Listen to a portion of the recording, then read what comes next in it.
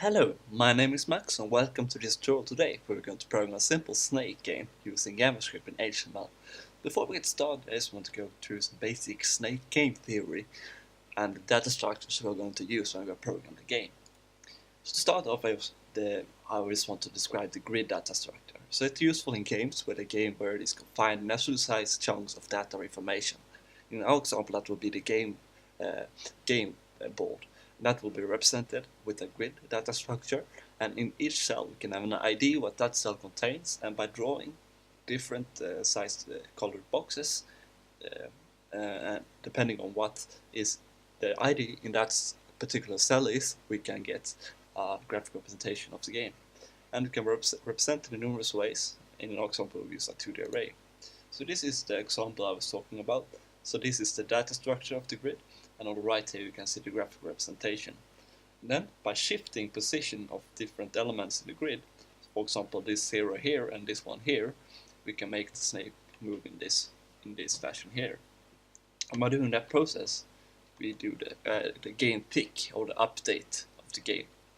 And here, by listening to the keyboard input from the user, and change the direction depending on what the user have pressed, we can get a actual game, and not just some blue boxes moving across the screen. We are adding interactivity to the game. So this is the interface of the grid, and it will just have a width and a height field, and that is the amount of columns and the amount of rows of the grid. And then it will have a meet, set, and a get methods, and they are just initiate and set and get. They are just pretty self-explanatory. So the snake will be implemented as a queue, with abstract as a queue, and that is described by this keyword here, FIFO, that means first in, first out, and it will contain all the data of the current position in the grid with the snake ID. And it has a direction, which is controlled by keyboard input, and it's represented in the grid with ID, of course.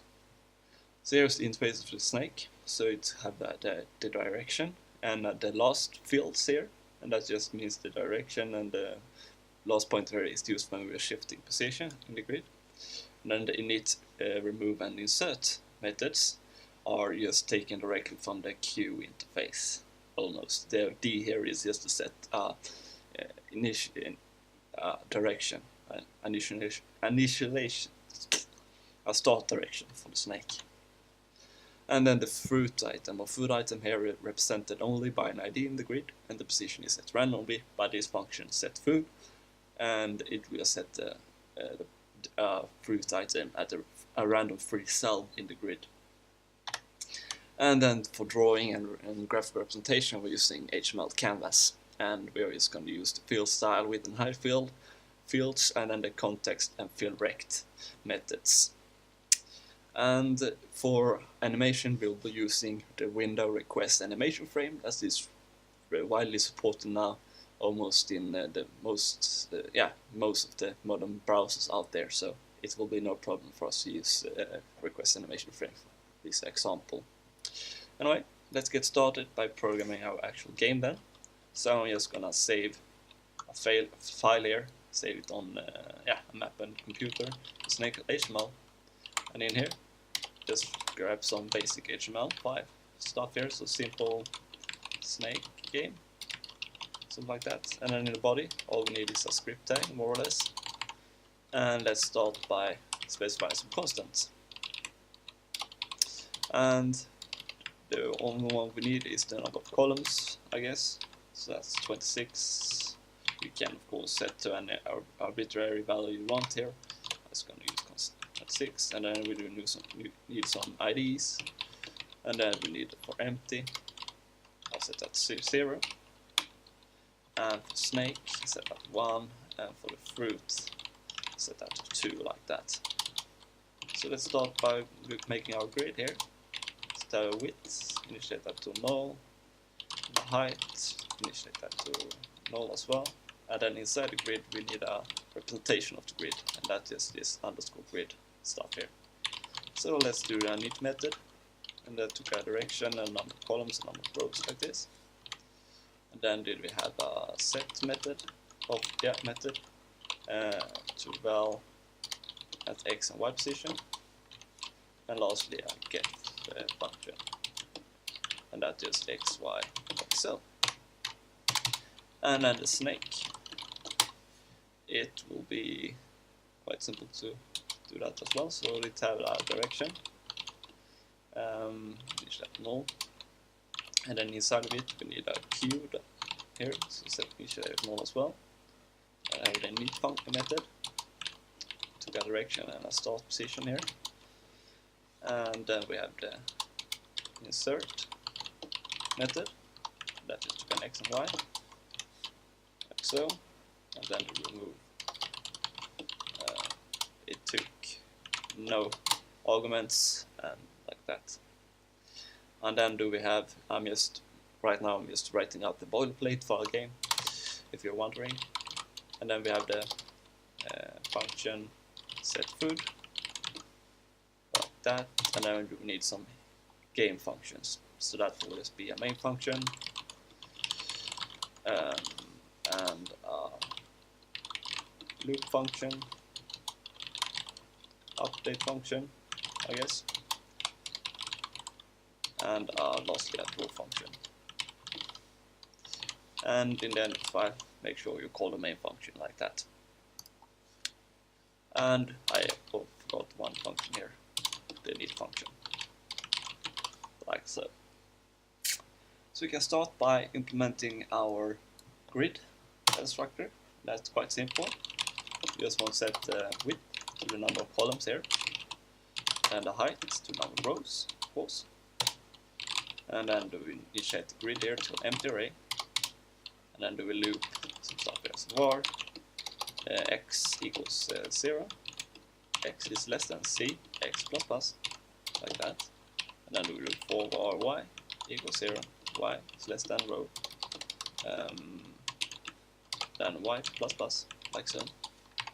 And then here we just want to push an empty array in here, and then in here we want to set of the current current column, so that's this x here, and then we also want to push in a new value there for each y in that column, for each row in that column, and we just put in the default value here that you set in the parameter or argument to the function, to the method, sorry, like that. So that's it for the init method.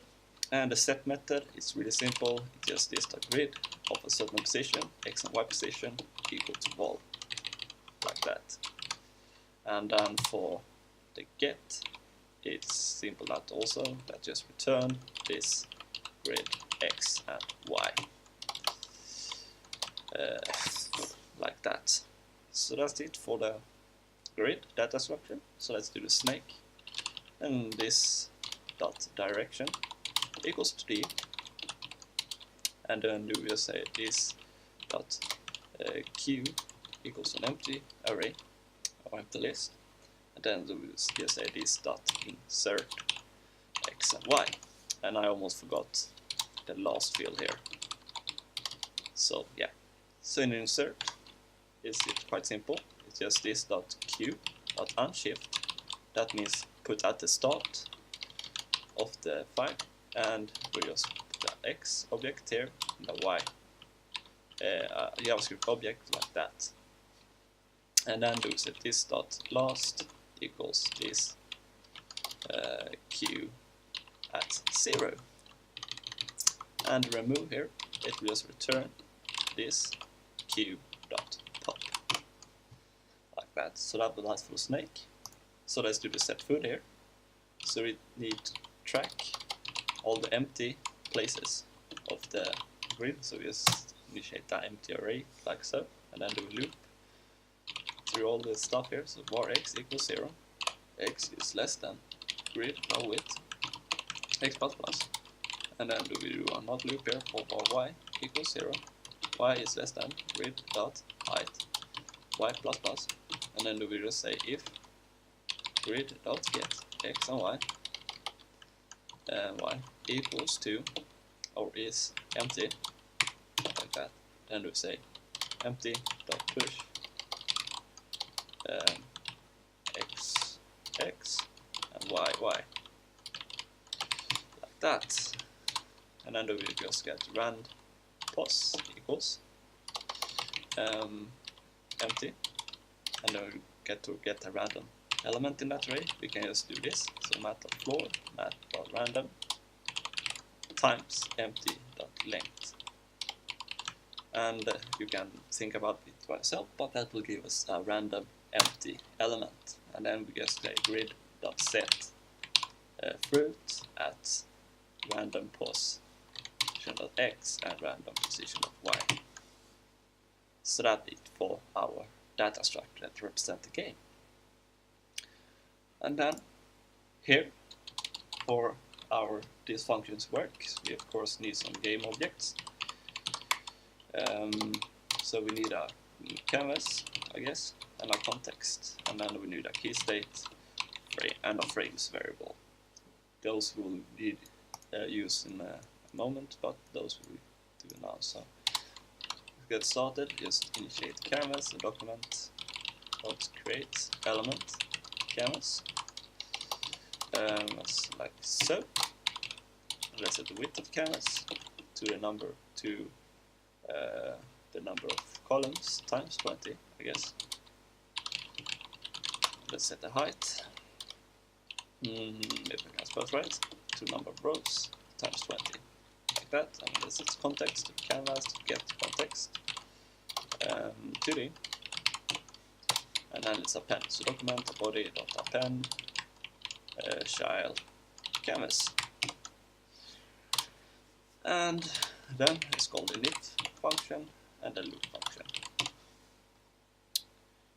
And we can actually initiate our frames here as well. So frame set to 0 and the key state to an empty object, like that. So the init method function, all we want to do is call grid.init, and we of course want to set each of the cells in the grid to empty, and the number of columns and the number of rows again.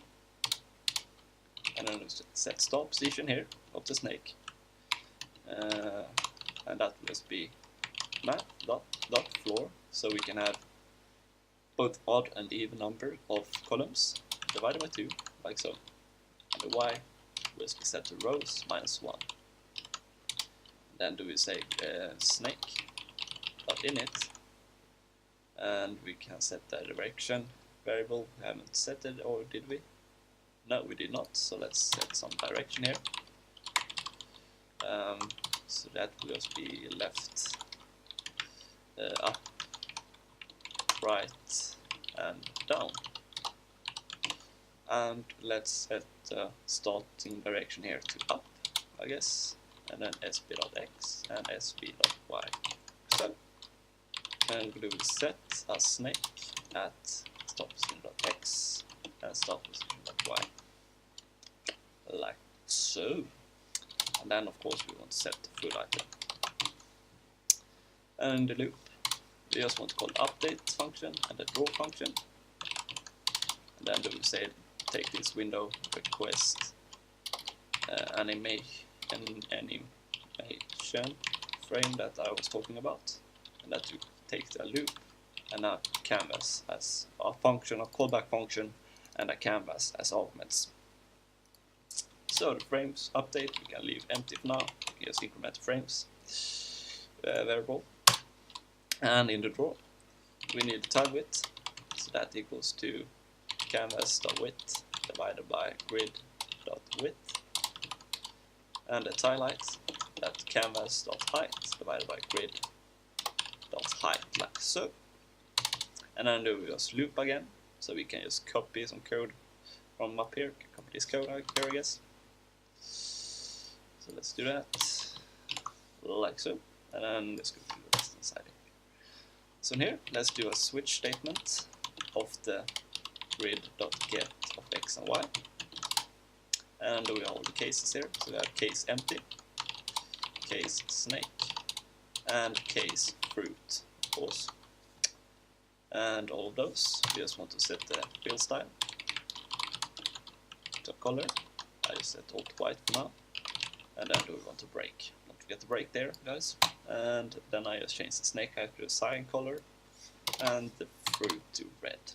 Why not? and then just do a fill rect of x times tile width, y times tile height, and then tile width and tile height, so like so. So now, if we open this file up, so supply projects, tutorials, and here, if I open this up in our browser, and if I reload the page here, each time the food item here will get a new random location. So that is working fine. So let's actually do some updating, shall we? But before we do that, let's add some styling to the page. So let's do that to the canvas here. Let's set the display mode to block, the position to obsolete, and let's set a border 1 pixel, the solid let's set black, and then set the margin, and then by setting the margin to 0 auto, sorry, and then setting the top, bottom, right, and left variables here to attribute, sorry, to 0, you will get the canvas centered at the screen, middle of the screen. Yeah, so let's do the update. So this is real simple. So just increment the frames here, and then we say if frames modulus 5 is 0. So each 5 frames we want some stuff to run here. So we set a variable here, new x equals to snake.last.x, and then we have new y equals to snake.last.y, like so. And then we do a switch statement again, of course, but this time of the snake.direction. And then all the cases here, so we have case left, and case up, and case right, and lastly a case down. So here, of course, we just want to change then the nux and uy, but they follow a simple pattern if you have set them up the way I just did. So just change each second to ny, and then just add pluses to the end here. And then by taking out the tail here, set that to snake.remove, remove, and then set the grid here, so grid.set tail to empty of the tail.x and tail.y. And by setting the tail.x to nx, tail.y to ny, and by setting again here to a snake at the new tail.x and tail.y, like so. And don't forget to put it back in the snake, so snake insert here, tail.x and tail.y. So now, hopefully, if I've done this right, and if you reload the page, the snake will be moving. So yeah, it seems to be working fine. As you can see here, it is going outside of the canvas or the border, and we don't want to do that. So let's fix that real quick. So we just do a simple if statement here. So if 0 is bigger than nx, or nx is bigger than number of columns, or sorry, the grid width minus 1, or 0 is bigger than ny, or ny is bigger than the grid.height minus 1, like that. Then we just want to return init like that. So now, hopefully, if the snake goes outside, yeah, it will reboot the game for us. So that's really good. So, but that's no good. So let's actually make it possible for us to control the snake. So to do that, we need some key codes. So let's set it here, so key codes, and I just looked them up on the internet beforehand here. So for left, you can say key left, that's equal to 37, and then we have key up, and that's equal to 38. It should be 37, not 27. And then we have a key underline right here, that's 39, 39, and then we lastly have key down, and that's 40.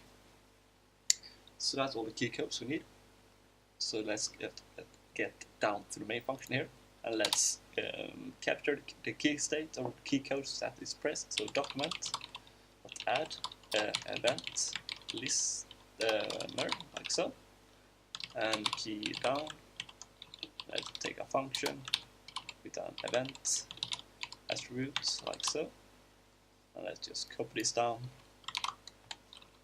like so, and change this to key up, I guess. And in here we just want to say key state event dot key code equals true.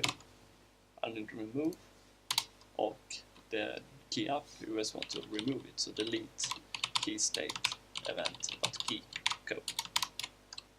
So that's it. So now we should have working capturing of the key state. So let's just update the direction of the snake then. So here we can say if key state key left, then we want to set the snake dot direction equal to left, of course. And then just copy this down 3 times, and we can change this to up, and if I could, yeah, and then we have right, of course, and lastly do we have the down. So from now, if I reload it, I should be able to control the snake. Yeah, and that seems to be the case. But as you can see, if I move over the fruit here, nothing will happen. So let's fix that case right now. So that's really simple. I just say if grid dot get nx and y equals to fruit, then we just want to set a new foot position. So set foot like this. So now each time I go over here, it should set a new location. So that works.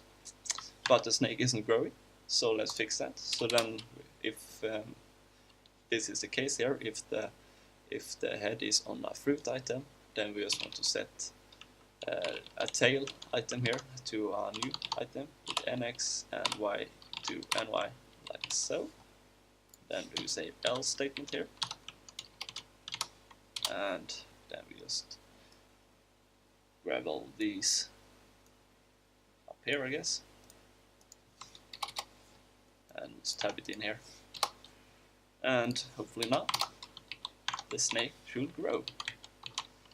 Yeah, so that seems to be working fine. So the game, it's now finished.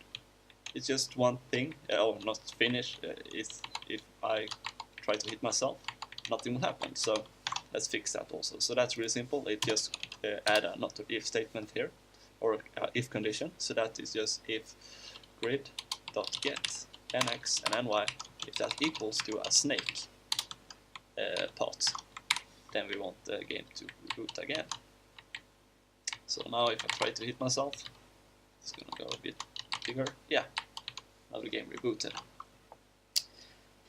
And it's just one thing left to fix, I guess, and that is if you move back into yourself, the game will reset also.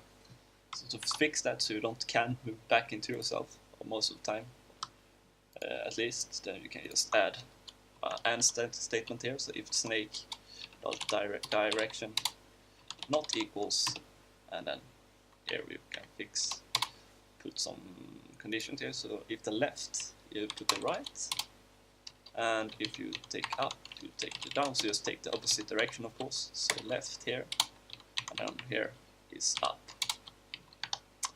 So now I can't be moving inside of myself again, and that will make the game not as frustrating for users. So we can add one final touch to the game. Let's add a score system. So let's just get down here over the main function and add a score field, and then the init, let's set the score to 0. Then each time we hit a food item here, we can increment the score, so score plus plus, and then in the draw, let's just draw it. So ctx field style, let's set that to black so you actually can see it, and then ctext of fill text. And let's set score here, so score plus score, and then add some position here, so let's say 10, and then canvas.height minus 10. So now we have a score in the bottom left corner of this canvas. That's a bit small to see here, so let's in the upside here, let's set the font, so font equals 12 pixels or something, and let's set Helvetica. You can of course, yeah, I don't think that was right spell, but at least it was a bit bigger, so I'm happy. And then, yeah, so that was it, guys. We know how I'm working. Snake game, a real simple snake game, quite fun to play, and it is easy to play around with, and yeah, thank you guys for watching. Next time I will probably program another game, Pong game or something like that, and I look forward to see you then. Thank you for watching. Bye.